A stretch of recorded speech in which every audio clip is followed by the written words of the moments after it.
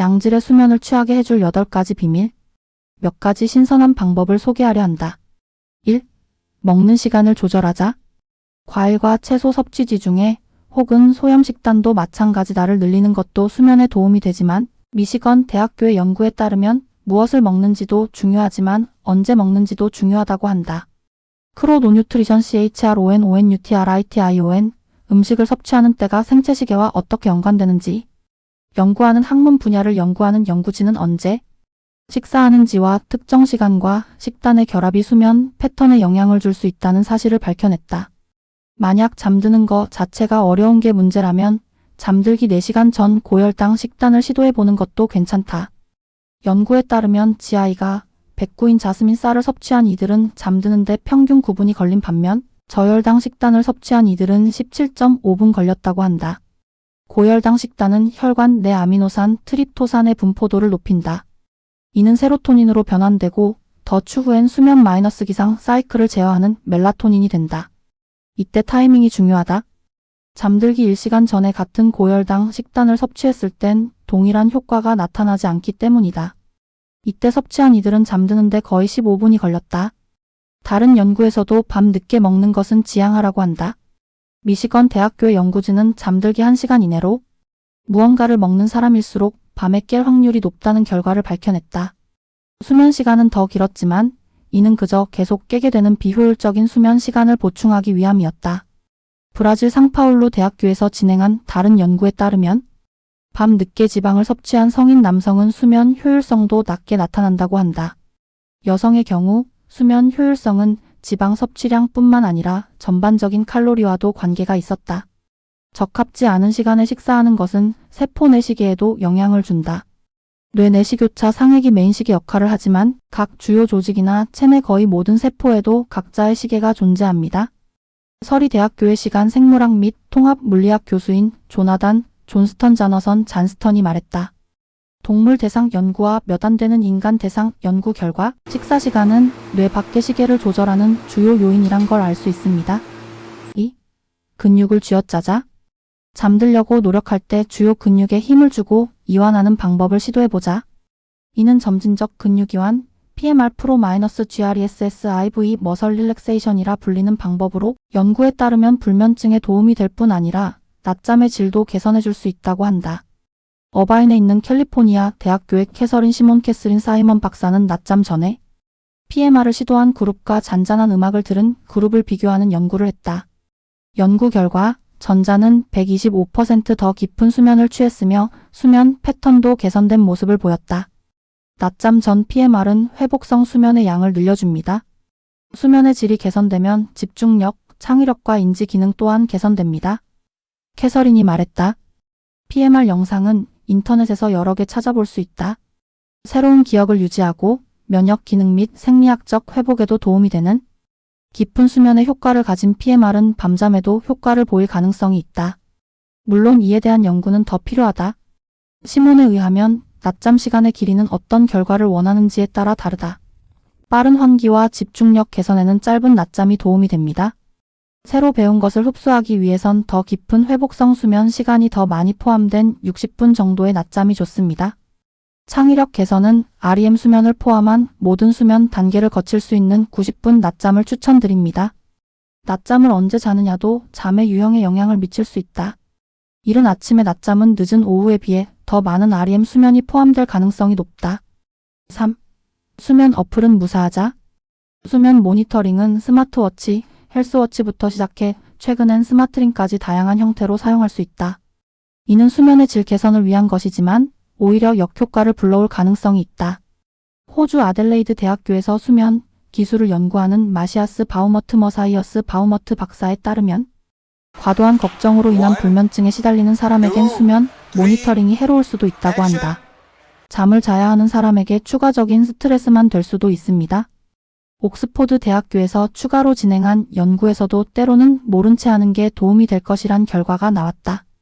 수면의 질이 좋지 않았다는 허위 결과를 제공하는 스마트워치를 받은 참가자들은 낮은 기분, 사고의 어려움에 더해 더 졸려하는 모습을 보였다. 양질의 수면을 취했다는 결과를 받은 이들은 정확히 그 반대였다. 워윅 대학교에서 진행한 또 다른 연구도 비슷한 결과가 도출되었다.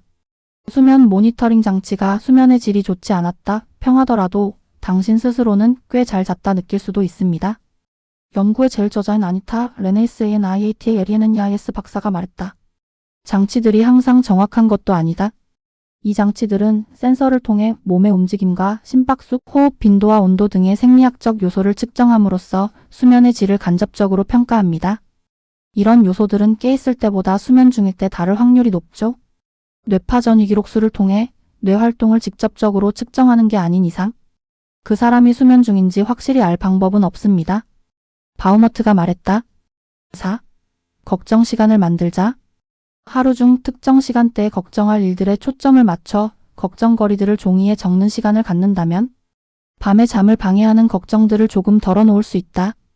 걱정거리에 대해 생각하는 것보단 걱정거리를 글로 적는 게 낫습니다. 수면을 특기로 온라인 진료를 진행하는 컨설팅 임상심리학자인 크리스 제임즈 박사가 말했다.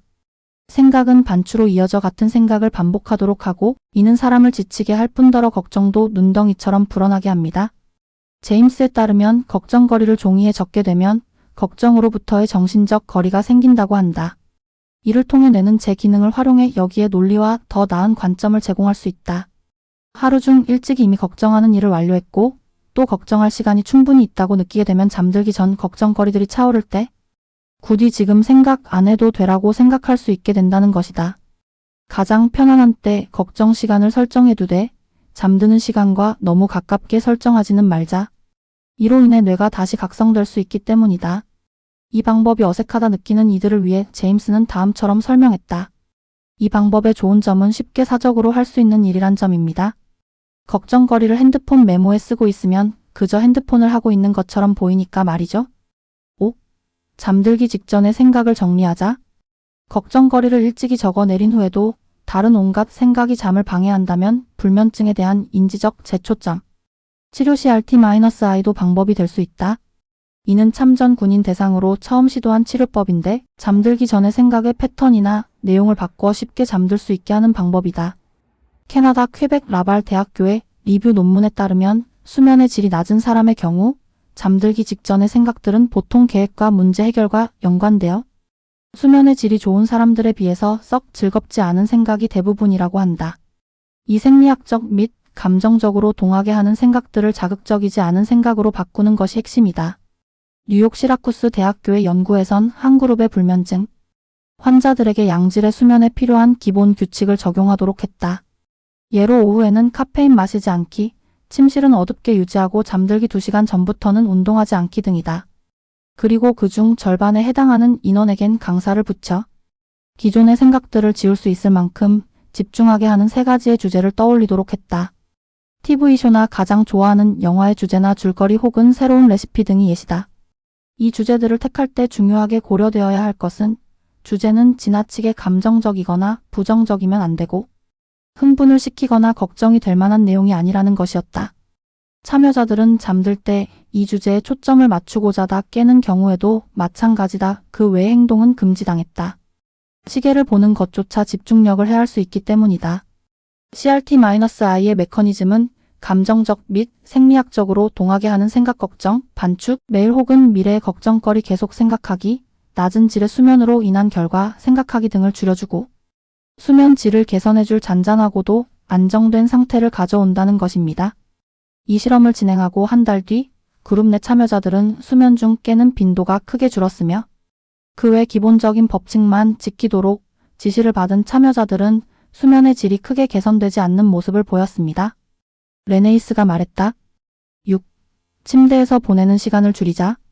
수면 제한 치료 SRT 슬리프 리스트릭션 세러피는 수면의 질이 낮은 사람이 실제로 자는 시간을 제외하고 침대에서 보내는 시간을 줄이는 데 초점을 맞추고 있다.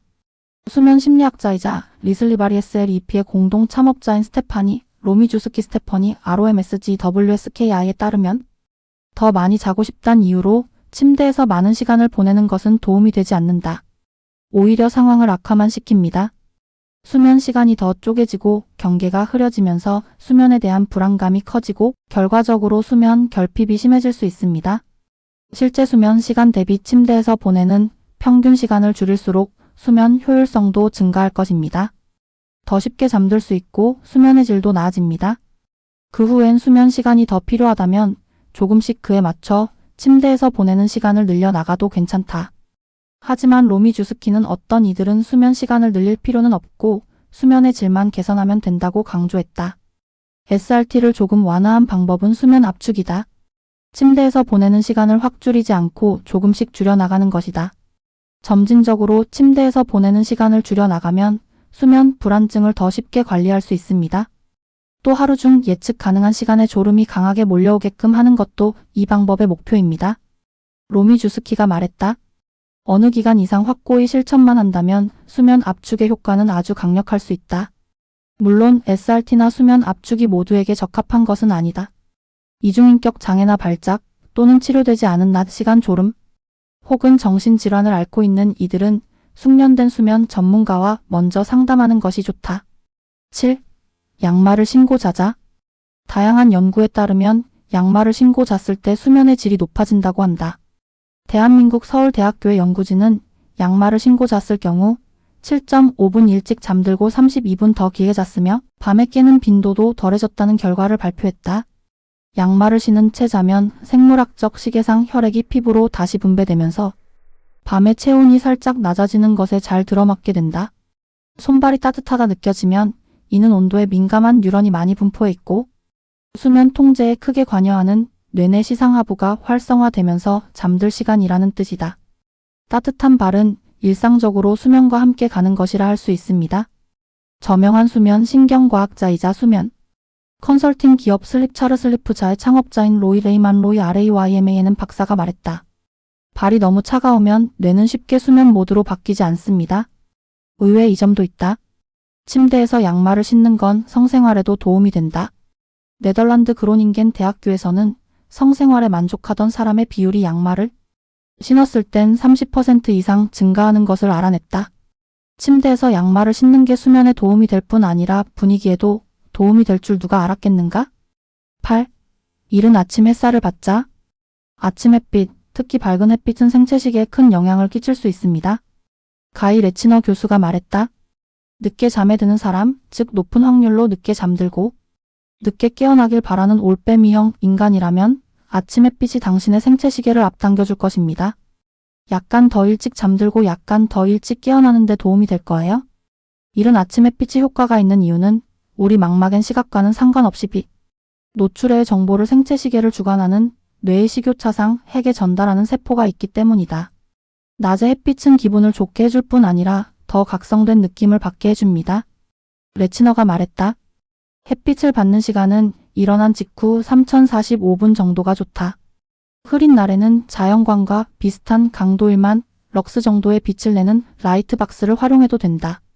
호주 퀸즐랜드 대학교의 연구진에 따르면 아침 햇빛에 노출된 젊은 성인들의 생체시계가 최대 2시간까지 앞당겨졌다고 한다.